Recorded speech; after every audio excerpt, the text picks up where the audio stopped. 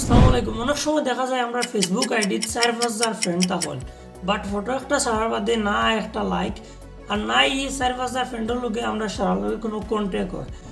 এর মাঝে কিছু ফ্রেন্ড হল তো এমনও থাকেন ৪-৫ বছর আগে ফেসবুক আইডি খুলিছিল, কিন্তু এখন ফেসবুক ইউজও করে না, আর শুধু শুধু আমরা ফ্রেন্ড লিস্ট ফ্রেন্ডবোৰ নিয়ে আমরা আর এই জায়গাটা পূর্ণ করিয়া রাখছে।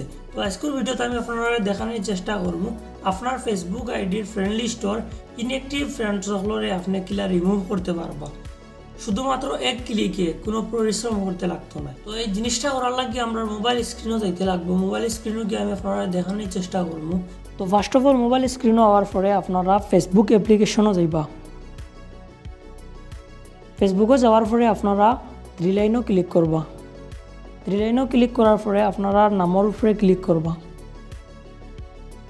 এরপরে আপনারা আইডি ভিতরে আইবা। এরপরে আপনারা দেখতে পারবা এখানে লেখা আছে পোস্ট অ্যাবাউট ভিডিও মোর। তো আপনারা এখান থেকে অ্যাবাউটও ক্লিক করবা।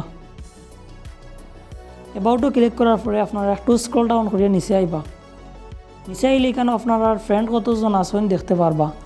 তো এখানে আপনারা ফ্রেন্ডসের উপরে ক্লিক করবা। ফ্রেন্ডসের উপরে ক্লিক করার পরে আপনার ফ্রেন্ড দেখতে পারবা এখানে কতজন আছেন।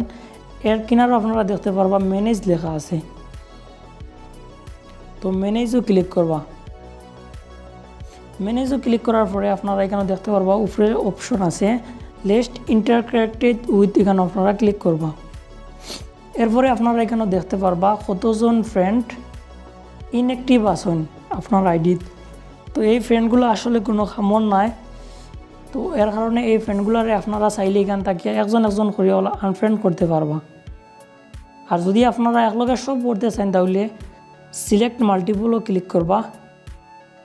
ডাইরেক্ট সব বলা আপনারা সিলেক্ট করে নেবা। আর যদি কারোর চাইন মনে করো এমডি শামিম এন্ডে আমি রাখতাম চাই এন্ডে সারিয়া তলর জন্ডে সিলেক্ট করলাম। তো এরকম চাইলে আপনারা করতে পারবা। যে সময় সিলেক্ট করবে শেষ আনফ্রেন্ডও ক্লিক করলে কিন্তু আনফ্রেন্ড হয়ে যাব।